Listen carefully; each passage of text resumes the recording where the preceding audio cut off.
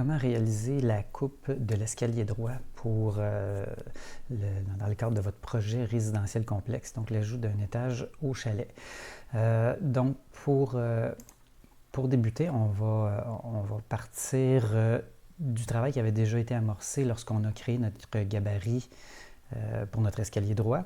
Donc, pour être en mesure de faire notre gabarit, nous avons déjà débuté un certain travail là, pour réussir à déterminer, entre autres, le nombre de contre-marches, la dimension de nos marches et également l'échappée. Donc, vous voyez ici la petite ligne guide qu'on s'était mis entre la deuxième et la troisième contre-marche pour connaître l'ouverture, la position du plancher maximale qu'on pouvait empiéter sur notre escalier. Donc, si vous n'avez pas réalisé cette étape-là ou si vous avez perdu ces éléments-là, je vous invite à retourner à la première capsule là, qui s'appelle Gabarit d'escalier droit pour donc arriver jusqu'à l'étape que vous voyez à l'écran présentement.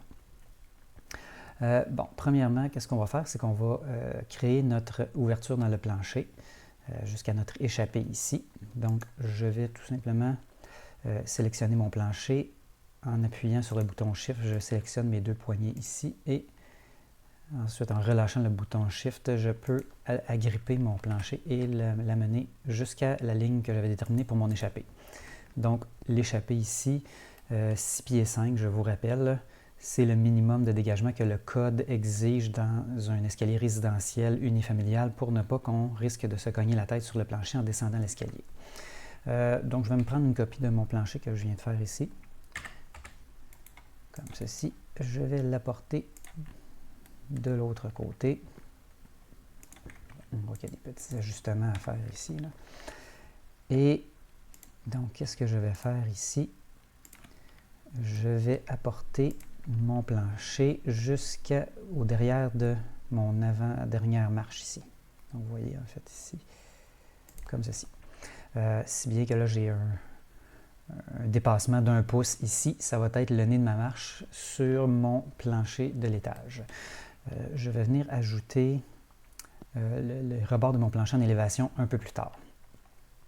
Donc, premièrement, je vais réduire mon échappée ici, comme ceci, juste pour alléger mon dessin. Je vais venir indiquer que cette ligne-là, cette ligne guide-là m'indiquait mon échappée. Je vais aller la placer sur le calque annotation. Elle est trop foncée, fait que je vais la mettre en cyan et je vais également la mettre en ligne cachée, comme ceci. On va venir mettre une cote un peu plus tard à cet endroit-là pour indiquer notre échappée. Donc maintenant, vous avez remarqué qu'on s'était mis seulement des lignes sans aucune épaisseur, tout simplement pour déterminer notre hauteur de contre-marche. Maintenant, il est temps de donner un peu plus de corps à ces éléments-là pour en fait les représenter de manière plus réaliste. Donc, juste pour faire un petit récapitulatif, on avait une profondeur de marche de 11 pouces avec un nez d'1 pouce, ce qui fait un giron de 10 pouces, profondeur 11 pouces, nez d'1 pouce. Et hauteur de contre-marche, ça ne donnait pas un chiffre rond, ça nous donnait, vous voyez ici, 7 et 23 32e. Donc, je vous rappelle que pour réussir à avoir exactement le chiffre juste, il faut se dessiner une ligne qui va de plancher à plancher et diviser par notre nombre de contre-marches. Dans ce cas-ci, c'est 14. À ce moment-là, AutoCAD, avec son infinie précision, va nous donner le chiffre exact, va nous diviser exactement dans le nombre de contre-marches qui est requis. Je vais donc me faire une marche maintenant. Donc, je vais dessiner ma première marche en me faisant un rectangle. Donc, le rectangle, quelle dimension je lui donne? Je lui donne 11 pouces de dimension horizontale par 1 pouce et demi d'épaisseur. Bon, je ne suis pas sur le bon calque ici. Je vais aller me placer sur le calque escalier et je vais me faire un correspondre propriété là, pour être certain d'être sur le bon calque. Je vais déplacer ma marche pour la mettre exactement par-dessus ma ligne guide. Et je vais ensuite me faire une copie de ces éléments-là. Donc, je m'assure, c'est toujours bon de s'approcher pour être sûr qu'on accroche au bon endroit. Et ensuite de ça, je vais tout simplement copier ma marche. Donc, ça devient ma nouvelle marche. Je n'aurai plus besoin de ma ligne guide. Je vais pouvoir les effacer par la suite.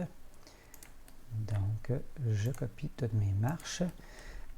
La dernière marche en haut, vous voyez, elle s'enfonce dans le plancher. En fait, la dernière marche, ce n'est pas une marche, c'est le plancher de l'étage. Je vais donc tout simplement venir réduire cette marche-là.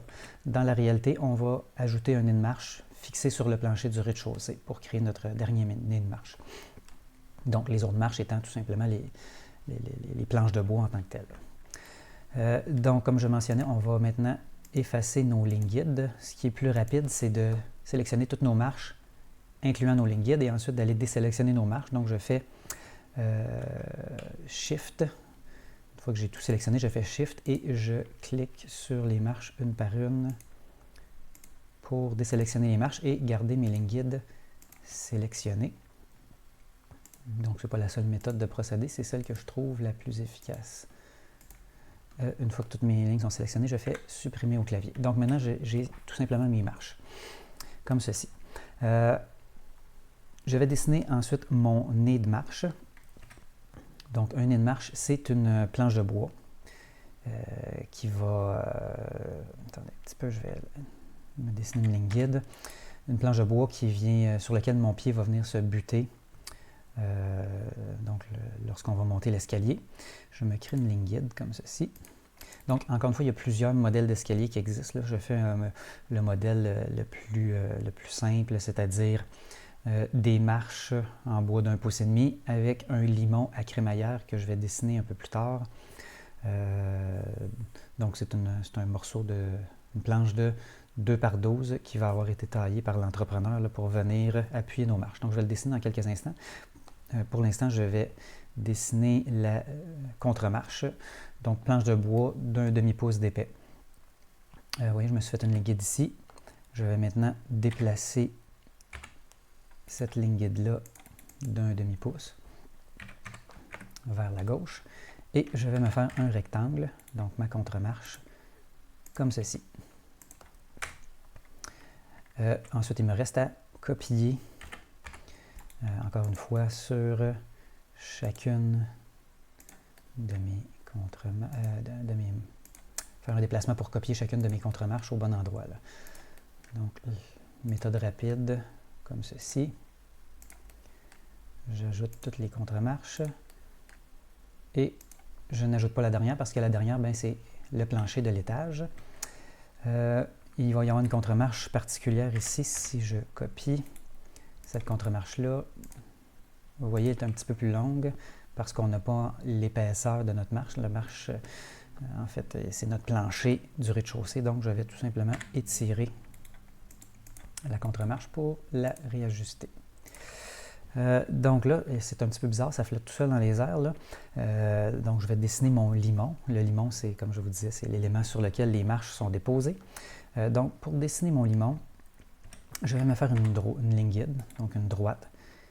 Je prends comme point de départ ici l'arrière de la contre-marche. Je l'amène au même endroit sur la dernière contre-marche.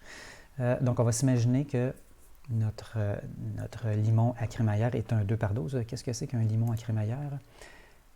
Je vais vous indiquer ça ici. Vous voyez, on va aller sur le site de Renault Dépôt et je vais tout simplement taper limon.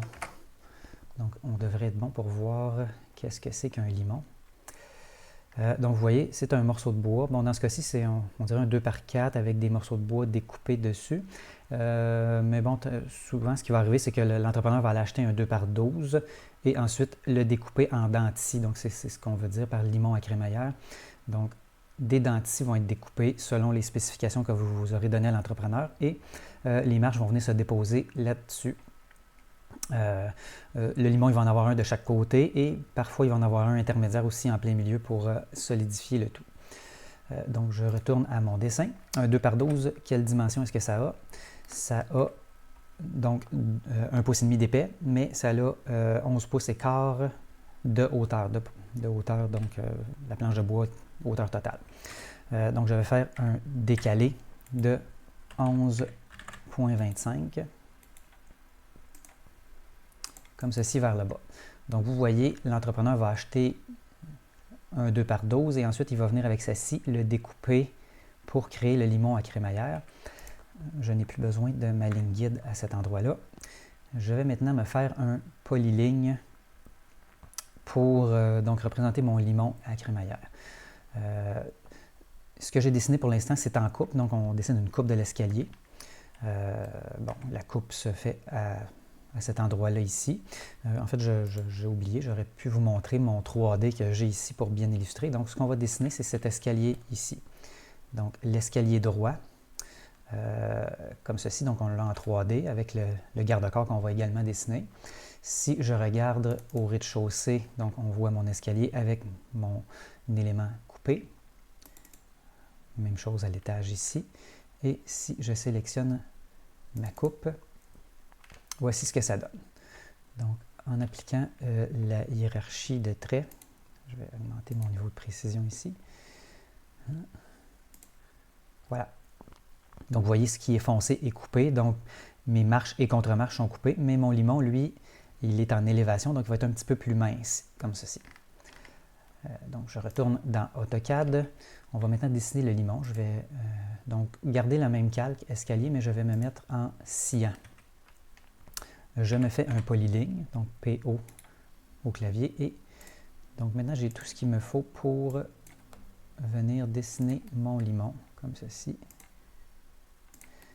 Donc, je suis chaque contre-marche. Évidemment, l'entrepreneur, lui, va devoir fonctionner à l'envers de ce qu'on fait sur AutoCAD. Il va devoir, dans un premier temps, découper son limon avec les instructions qu'on va lui avoir données. Et ensuite, il va venir déposer ses contre-marches et ensuite asseoir ses marches là-dessus.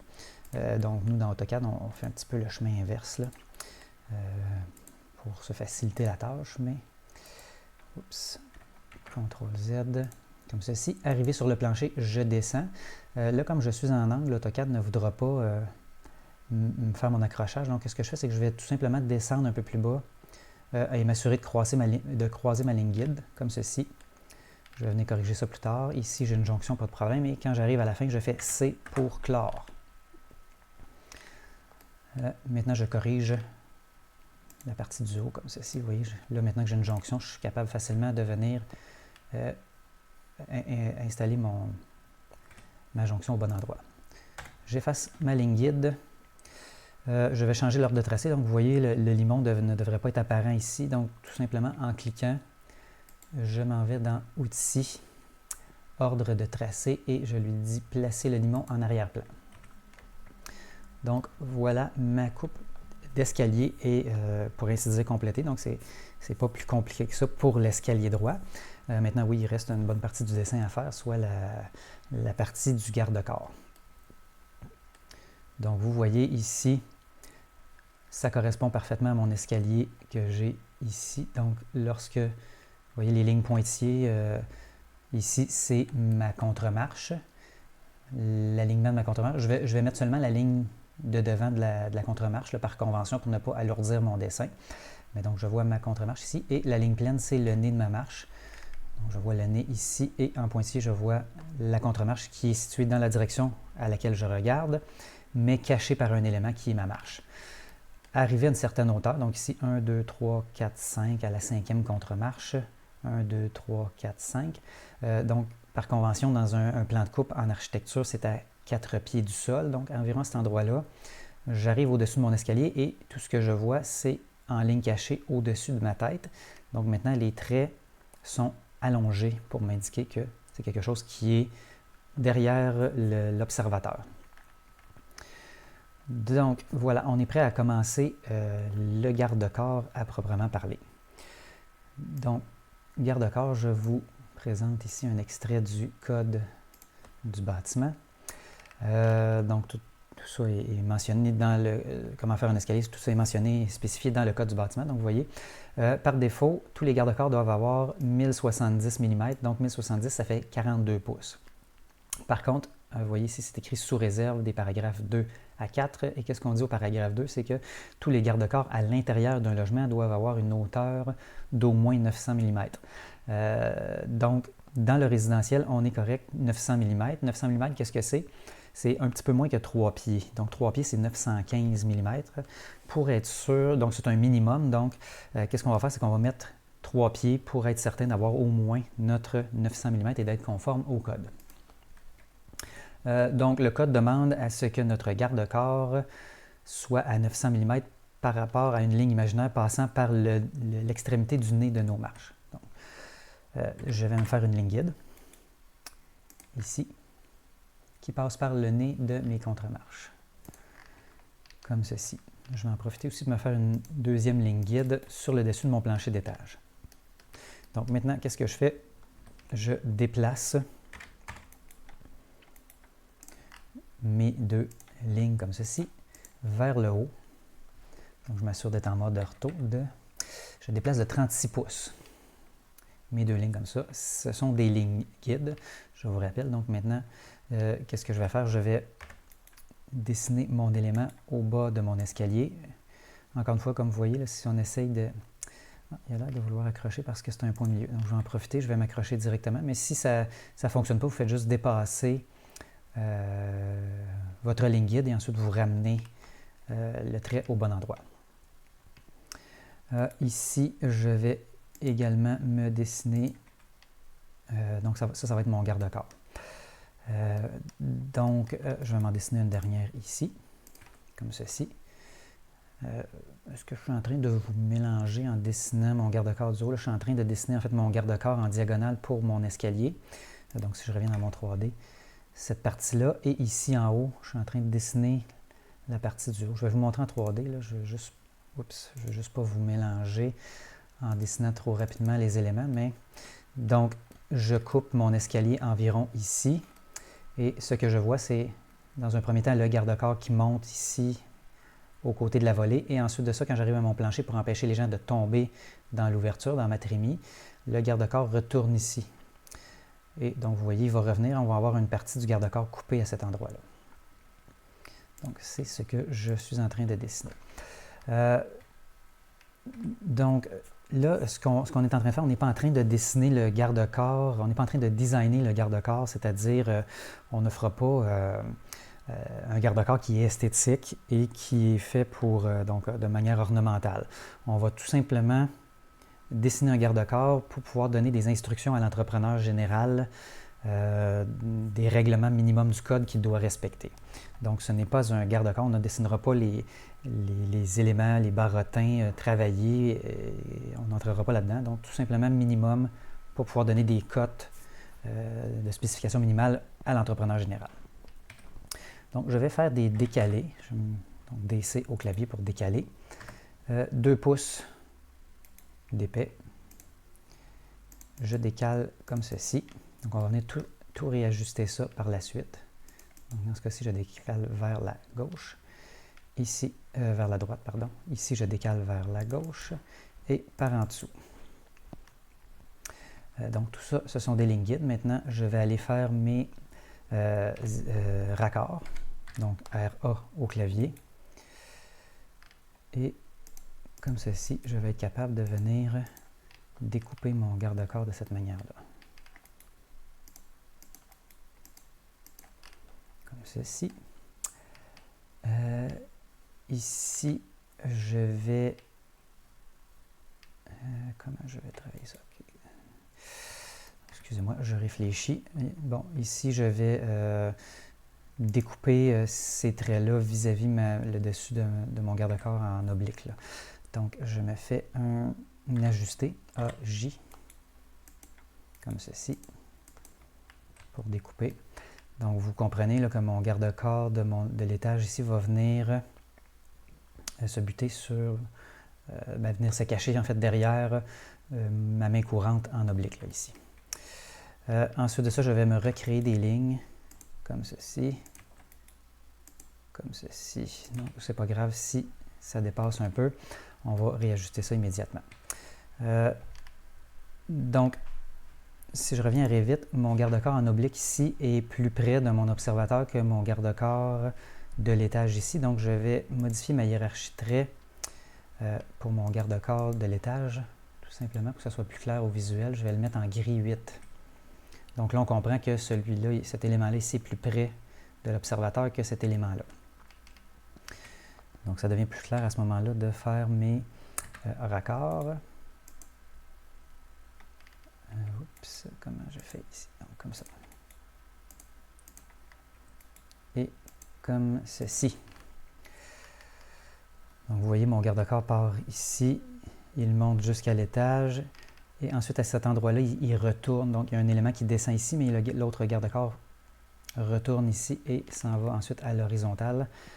Donc, je vais faire des allers-retours, là, en espérant que ça vous aide à bien comprendre cette jonction-là. Donc, mon élément oblique monte comme ça ici, il fait un petit bout à l'horizontale, ensuite, il retourne et revient de l'autre côté pour protéger ma trémie. Donc, vous voyez, c'est exactement ça. Bon, c'est pas exactement identique, mais ça ressemble beaucoup. Donc, comme je vous dis, on est en train de donner tout simplement des instructions générales à l'entrepreneur pour qu'il soit capable de construire un garde-corps conforme.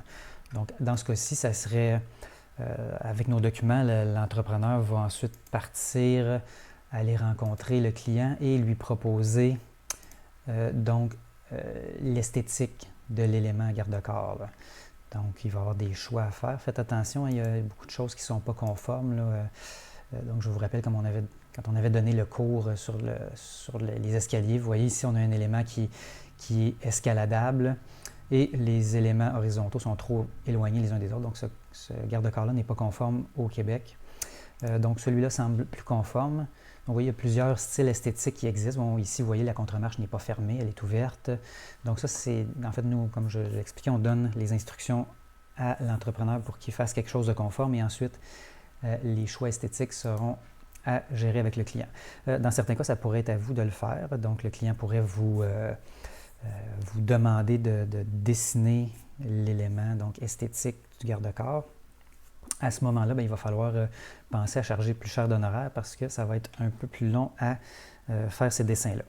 Donc, nous, dessin de base, tout simplement pour faire un résumé des exigences du code du bâtiment. Donc, ce que je viens de dessiner, c'est mon élément garde-corps. Il manque évidemment les trucs qui vont m'empêcher, donc les barottins, les éléments qui vont m'empêcher de tomber à travers, donc en dessous de ma main courante ici. Donc, qu'est-ce que le code nous dit à ce sujet-là? Donc, les ouvertures dans le garde-corps, vous voyez, ne doivent pas permettre le passage d'un objet sphérique de 100 mm. Donc, on imagine qu'on a une balle qui a 100 mm de diamètre. Elle ne doit pas passer à travers le garde-corps. Donc, pourquoi ça? C'est en fait la dimension d'une tête d'enfant. On ne veut pas que les enfants puissent passer leur tête à travers le garde-corps, donc pour ne pas se blesser. Et en fait, si leur tête passe, ça veut dire que leur corps au complet passe et ils seraient à ce moment-là capables de tomber. Donc, c'est pour ça que ça s'appelle un garde-corps d'ailleurs. Ça empêche de tomber de l'autre côté. Donc, on doit indiquer à l'entrepreneur qu'il doit y avoir des ouvertures de maximum 4 pouces, donc 100 mm. Donc, qu'est-ce que je vais faire ici? Je vais me dessiner mes barottins. Donc, barreaux, barottins, balustres, c'est des synonymes. J'en dessine un qui descend comme ça jusqu'en bas, donc jusqu'à la marche. Et ensuite de ça, je vais faire des décalés de 4 pouces. Comme ceci. Et là, bon, on décale pour couvrir toute notre garde-corps. Et ensuite de ça, on va se faire des rallonges, là, des ajustements, prolongements pour venir compléter notre garde-corps. Donc ici, je pense que je dépasse de l'autre côté, comme ceci. Donc, un petit peu long.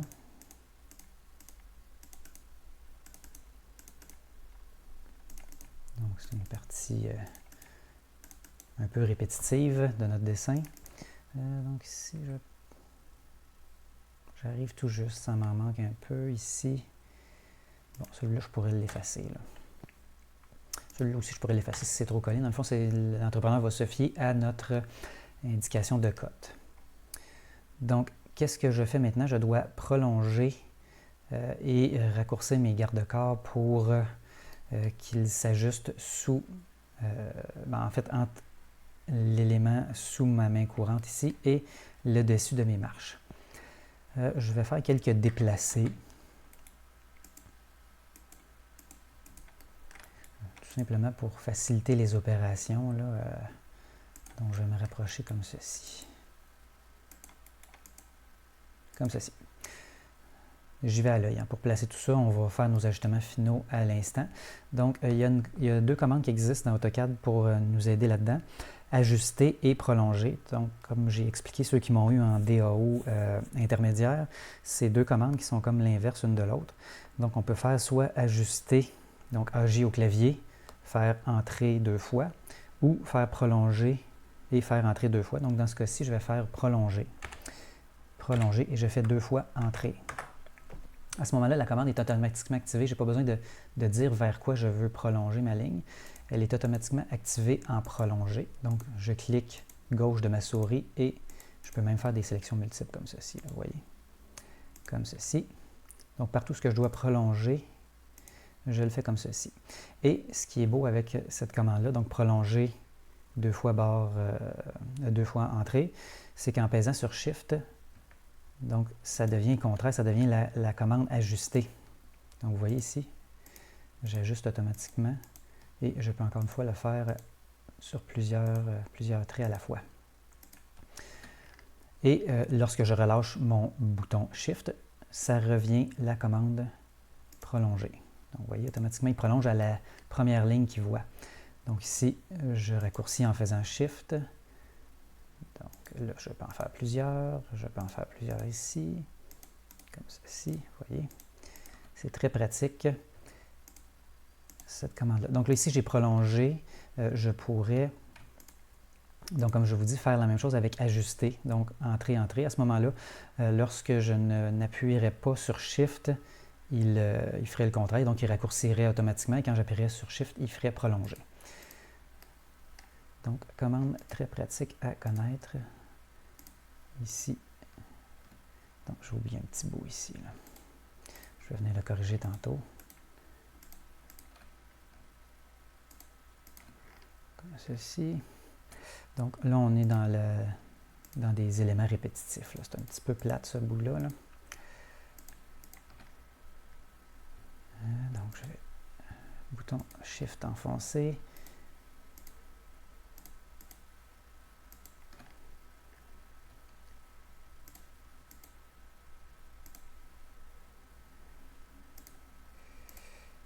J'ai presque terminé. Comme ceci. Oh, j'ai des éléments ici. Donc, en appuyant sur Shift, encore une fois, je suis capable de venir corriger. Donc, mes barottins sont dessinés pour ma volée en oblique, comme ceci. J'avais oublié un petit élément ici, donc je viens l'effacer. Comme ceci. Donc maintenant, je vais aller dessiner le profil de mon plancher. Donc on comprend, là, si je retourne dans Revit, que je devrais normalement avoir mon plancher en élévation. Si je vais dans la coupe ici. Donc vous voyez, en trait gras ici, mon plancher, l'endroit où il est coupé, mais en élévation. Donc en trait un peu plus pâle, la partie en élévation, comme ça, qui doit disparaître derrière mon garde-corps en oblique et derrière mon limon ici. Donc j'y retourne et maintenant, je vais aller dessiner ces éléments-là. Bon, ce qui est mieux, je pense, c'est de passer carrément tout droit et de venir ajuster par la suite. Donc, jusqu'ici, je vais mettre ça sur mon bon calque. Donc, mur extérieur, bon. Le calque par défaut n'est pas bon là, dans AutoCAD, là, mais bon, on ne s'en formalisera pas pour cette fois-ci. Je fais tout simplement correspondre les propriétés et je vais venir... Donc là, c'est trop foncé. C'est une couleur en coupe. Je vais mettre ça en cyan. Donc, vous voyez ici, mon plancher passe derrière mon garde-corps. Donc, à ce moment-là, ça devrait disparaître. Je vais faire ajuster, entrer, entrer. Et je suis capable de venir faire disparaître ces deux traits-là. Donc, comme je n'ai pas mis d'épaisseur à mes barottins, il n'y a pas d'ajustement à faire ici. Voici. Donc, c'est à ça que ça devrait ressembler. Maintenant, je vais aller dessiner mon garde-corps à l'étage. pour faciliter le visuel, bon, pour que ce soit plus esthétique au visuel, je vais m'arranger pour qu'il soit exactement vis-à-vis les barottins de l'escalier de la volée montante. Donc, sinon, qu'est-ce que ça va faire? C'est que je vais me retrouver ici là, avec des barottins qui vont passer entre les autres et ça va juste alourdir mon dessin, ça ne sera pas très joli. Donc, je vais me faire une ligne guide. Donc, DO pour droite. Vous voyez, il y a des options, là, une fois qu'on a fait droite, entrée, DO, entrée, je peux choisir horizontal. Donc, oups, je me suis trompé, excusez-moi, je recommence. DO, entrée, verticale. Donc, à ce moment-là, pas besoin de refaire la commande à chaque fois, on s'en va tout simplement s'installer sur nos éléments qu'on a déjà dessinés. Et donc, encore une fois, ça va être répétitif. Mais ça va être moins long que pour les barreaux de l'escalier ascendante, là, de la volée ascendante, pardon. Donc, je m'arrange pour couvrir toute la largeur de mon garde-corps à l'étage. Comme ceci. Bon, ça va aller comme ça. Qu'est-ce que je fais? Donc, je vais dire ajuster. Ajuster ici, ici, ici. Donc, je fais entrer et là, normalement, ça devrait tout se faire d'un seul coup. Il va falloir que je refasse l'opération ici. Donc, vous voyez, ça a quand même bien été. Et ensuite de ça, j'ai juste à retourner une deuxième fois à cet endroit-là. Ici, pour ne rien oublier.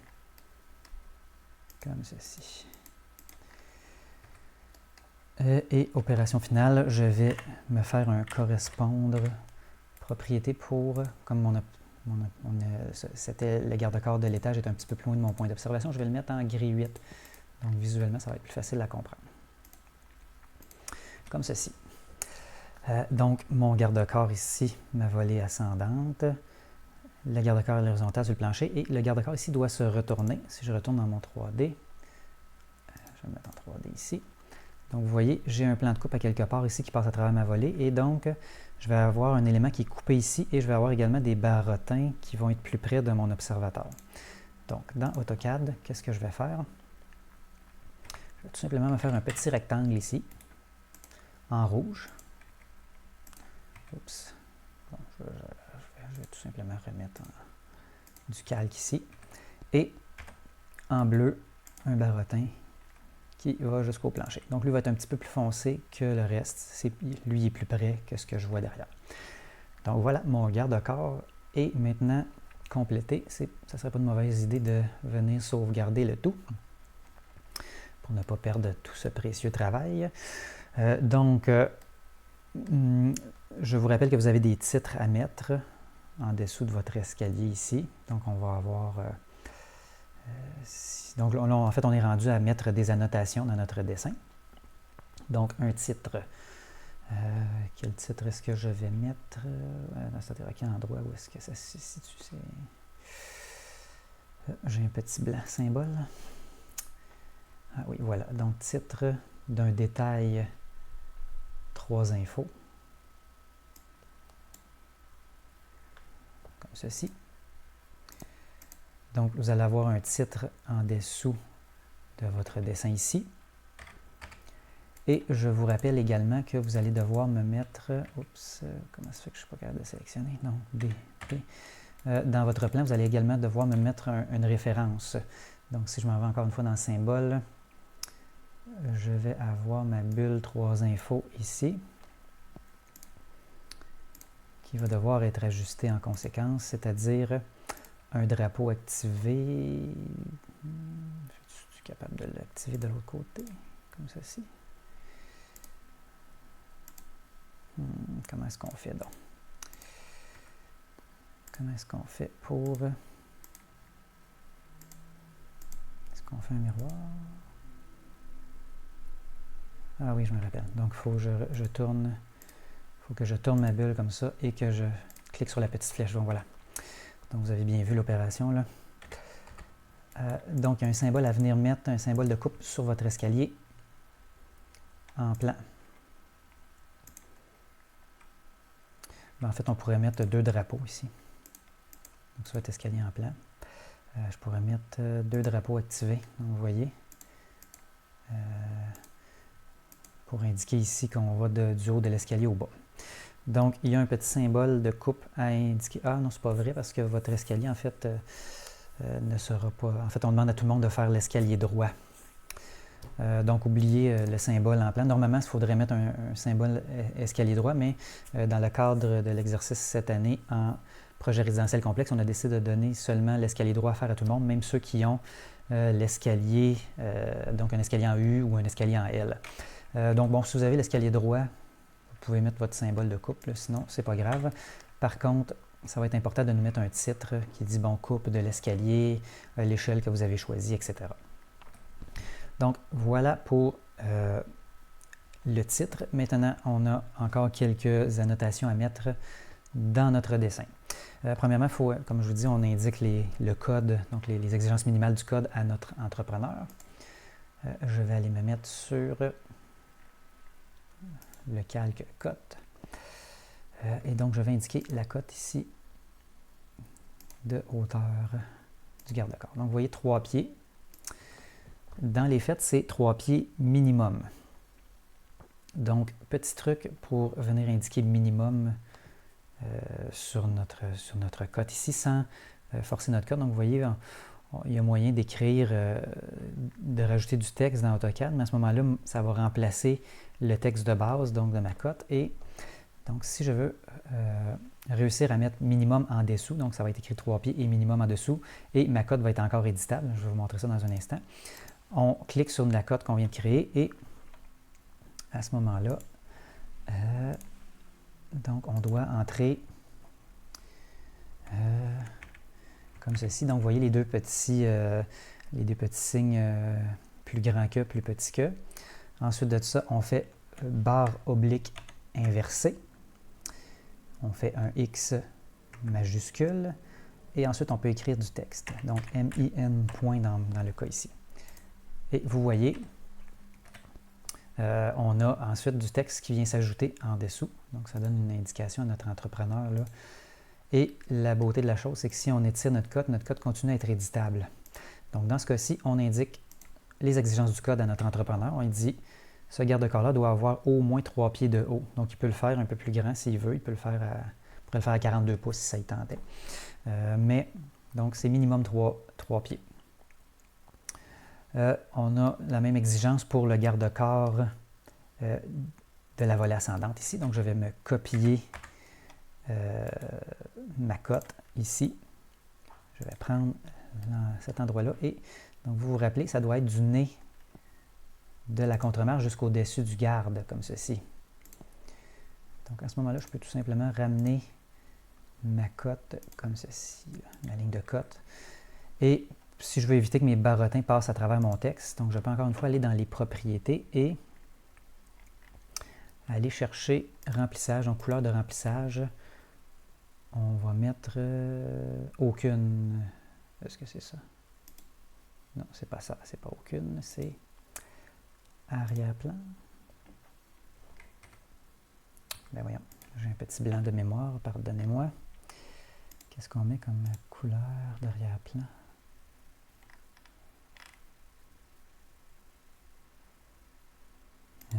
Mais ça fonctionnait. Il me semble qu'il y a une couleur cachée à mettre. Attendez un petit peu là. Je suis embêté. Si je reviens en objet. Voilà, en objet, ça fonctionne. Mais lorsque j'arrive en espace papier, ça ne fonctionne plus. Bon, peu importe, là, le texte est parfaitement lisible. Attendez, si je fais un régénérer. Comme ceci. Ah, voilà. Donc, j'ai fait tout simplement régénérer. R-E-G. Regen, vous voyez ici. J'ai fait un régénéré, puis là, ben, ça fonctionne. Donc, une petite bizarrerie dans AutoCAD. Donc, vous voyez, j'indique encore une fois à mon entrepreneur général ici que les garde-corps doivent avoir un minimum 3 pieds. Donc, 3 pieds, c'est 915. Le code demande 900. Donc, on est correct. On est un petit peu au-dessus de ce qu'on a besoin. Ensuite de ça, il y a mon échappé ici. Que j'ai créé, c'est 77 pouces, donc 6 pieds 5 minimum exigé par le code. Bon, encore une fois, 6 pieds 5, c'est un petit peu au-dessus de ce que le code demande. Donc, je vais me faire une ligne guide. À quel endroit est-ce que je vais faire ma ligne guide? Donc, ici, vous voyez. Donc, je prends Encore une fois, c'est sur le nez de la marche. Je vais me faire une ligne guide vers le haut pour être capable de m'accrocher ici. Je vais copier mon garde-corps ici, la cote de mon garde-corps, et je vais l'amener à la jonction à cet endroit-là. Et ensuite de ça, vous voyez la cote, comme elle est éditable, je vais arriver directement à 6 pieds 5 pouces. Donc, si vous avez bien fait votre travail, comme dans la capsule vidéo sur le gabarit d'escalier droit. Donc, j'indique à l'entrepreneur, ça peut être plus, donc il peut déplacer son plancher vers la gauche pour ne pas avoir le minimum, mais au minimum, il faut qu'il assure un dégagement lorsque le plancher sera fini. Donc, une fois que la finition, le gypse sera installé, il doit y avoir au moins 77 pouces, donc 6 pieds 5 pouces de dégagement pour éviter que les gens qui vont descendre l'escalier ne se cognent la tête ici. Donc, ça avance notre affaire. Qu'est-ce qu'on a d'autre à ajouter?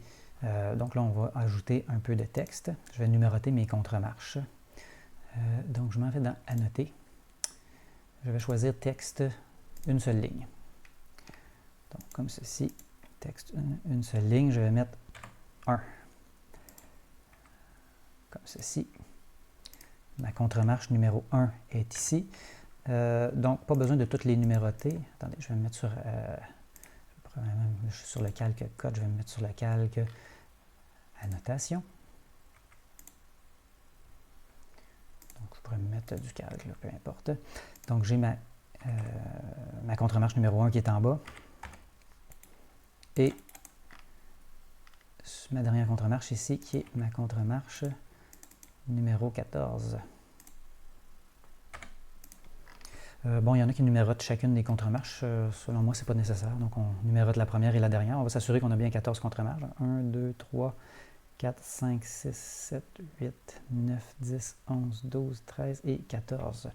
Ouf, une chance. Ça aurait été embêtant de se rendre compte à ce moment-ci qu'on a fait une erreur. Donc, j'ai numéroté mes contre-marches comme ceci. Donc, à noter que les contre-marches, on ne revient pas à 1 à chacune des volets d'escalier. Donc, si j'avais un escalier qui montait vers un 3e étage, par exemple, donc j'aurais 1 à 14 ici, et ensuite je partirais à 15 et je monterais comme ça. Donc, on continue toujours la numérotation des contre-marches à partir du niveau le plus bas jusqu'au niveau le plus élevé. Donc, j'ai ça ici. Je vais maintenant indiquer, je vais m'insérer du texte multiligne cette fois-ci. Donc, texte multiligne. Je vais l'ajuster un peu plus tard, là, mais vous voyez. Donc, je vais indiquer mon nombre de contre-marches. 14 contre-marches de... Je vais me mettre un point d'interrogation. On va aller vérifier quelle est cette valeur-là. Ensuite, je vais indiquer ma profondeur de marche 11 pouces. Oups, attendez un petit peu. Donc 11 pouces. Mon giron, donc qui est ma profondeur moins mon nez, 10 pouces. Et mon nez, 1 pouce, comme ceci. Donc, des indications importantes pour l'entrepreneur. Ma hauteur de contre-marche maintenant, quelle est-elle? Je vais me mettre une cote ici que je vais ensuite effacer. C'est simplement pour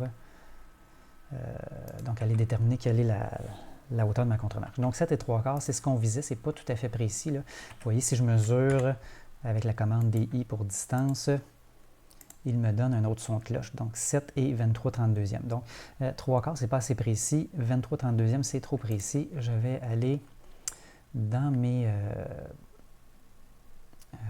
propriétés pour ajuster ma précision de cote.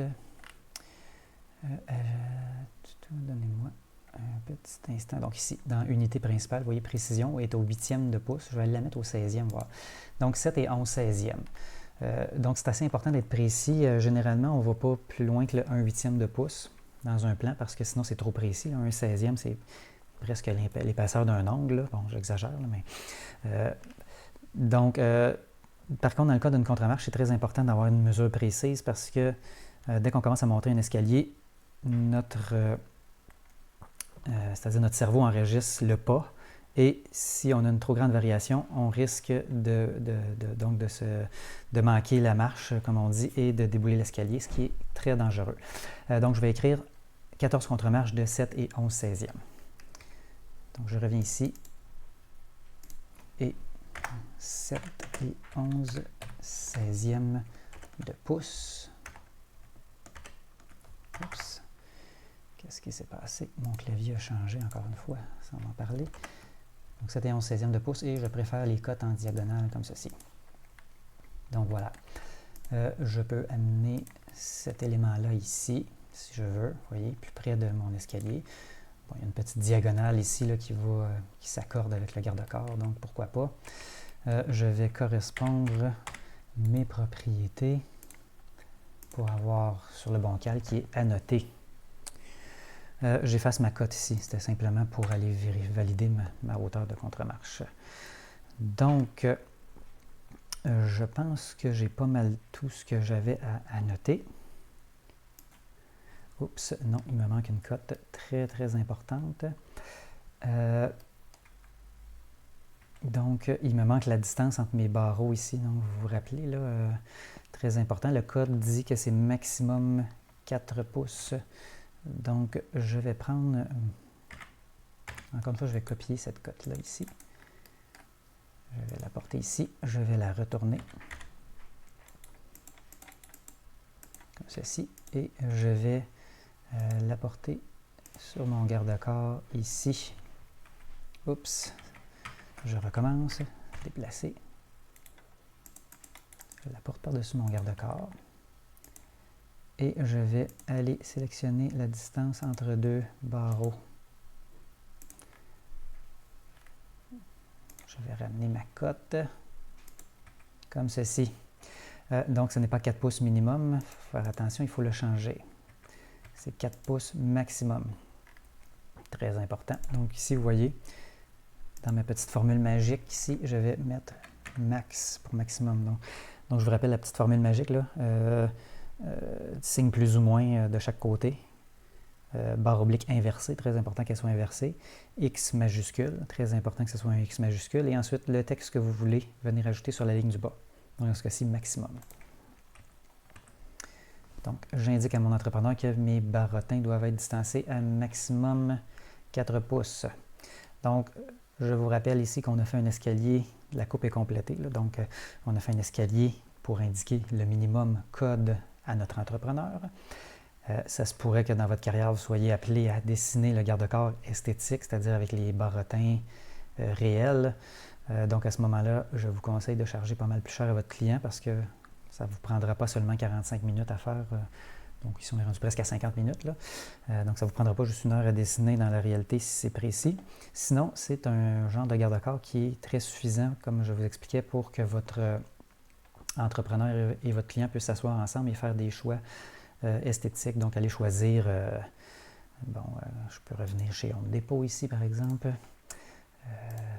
Vous voyez ici le barotin, là. Donc, votre entrepreneur propose un modèle à votre client. Je ne suis pas capable de sortir. Voilà, donc, comme ceci, ou autre, peu importe, là, il y a énormément de choix. Donc, pourvu que l'entrepreneur respecte ce qui est indiqué là, l'échappée de 6 pieds 5, la hauteur des garde-corps d'au moins 3 pieds, les barotins distancés d'au plus 4 pouces. Maintenant, quelle autre utilité a cet escalier-là? Bon, c'est pas juste pour l'entrepreneur, hein, ça vous sert à vous aussi pour venir valider certains éléments importants. Par exemple, quel espace vous avez pour aménager le dessous de votre escalier. Je prends un projet que j'ai en mémoire d'une étudiante. Donc, je vais aller chercher dans le mobilier une laveuse buanderie. Donc voilà ici, je vais apporter ce bloc-là. Vous voyez, j'ai une laveuse ici. Je vais prendre chargement frontal en élévation. Vous voyez. Donc on a quand même de l'espace pour venir installer nos appareils en dessous de l'escalier. Évidemment, là, on est pas mal coincé. L'espace sur la laveuse, qui est souvent utilisé pour plier du linge, va être plus ou moins utile. Mais on a de l'espace pour venir installer ceci. Donc, si votre client vous demande est-ce que j'ai l'espace pour mettre mes appareils empilés les uns sur les autres, ben oui, l'espace existe, mais vous voyez qu'on va falloir dégager pas mal plus, là. Donc, je vais devoir me tasser un peu. Donc, si vous vous représentez, vous voyez, là, il va falloir dégager pas mal là, pour venir s'accoter sur le limon comme ça. Et vous voyez, donc, si vous avez dessiné en plan, donc je vous donne un exemple ici, si vous avez dessiné en plan, je reviens sur mon bloc en plan. Plan ici. Donc, si vous avez dessiné des appareils empilés à chargement frontal ici, donc vous voyez que ça ne fonctionne pas. Donc, vous n'avez pas l'espace. Côte à côte, ça vous donne une idée de comment vous pouvez donc, vous voyez, ici, je vais aller au maximum là, pour ne pas toucher à mon limon. Oups. Et ensuite, je pourrais me faire une ligne guide. Et à ce moment-là, vous avez l'illustration exacte de ce que vous pouvez faire en plan. Donc, vous pouvez l'indiquer exactement au bon endroit à votre client en plan. Vous voyez, même si c'est tentant d'aller un peu plus loin vers la gauche, on ne peut pas. On va se trouver à cogner sur le limon. Autre cas de figure que j'ai vu dans des documents d'étudiants, par exemple, une porte. Donc, une porte qui débattait sous l'escalier. On peut aller valider rapidement. En fait, en faisant notre coupe, à ce moment-là, on peut aller valider si ça fonctionne, le débattement de notre porte. Donc, je vais aller me mettre sur le calque mur intérieur ici. Donc, mur intérieur. Une porte, ça a 80 pouces de haut, une porte intérieure. 4 pouces et demi de large. Donc, ici, j'ai mon ouverture dans ma porte. Au-dessus, je vais dessiner la tête de ma porte, donc en ligne coupée. Comme ceci. Et donc, imaginons que je dessine maintenant ma porte, mon rectangle. Je vais me dessiner un rectangle de 32 pouces de large. Oups. 32 pouces de large par 80 pouces de haut, comme ceci. Je me mets sur le calque. Oups. Sur le calque porte intérieure. Je vais le laisser en bleu, ancien, c'est-à-dire, je vais me mettre des lignes cachées. Et donc, qu'est-ce qu'on va se rendre compte? On n'a pas de place pour la porte. Donc, vous voyez, la porte ici vient se buter dans notre limon sous l'escalier. Donc, si, par exemple, j'avais voulu dessiner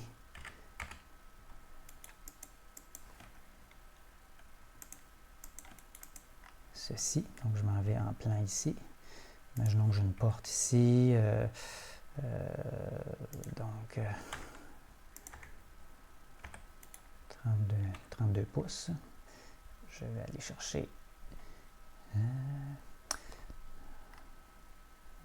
symbole.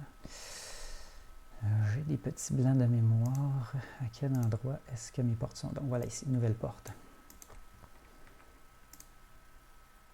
Donc je m'assure d'avoir une porte ici de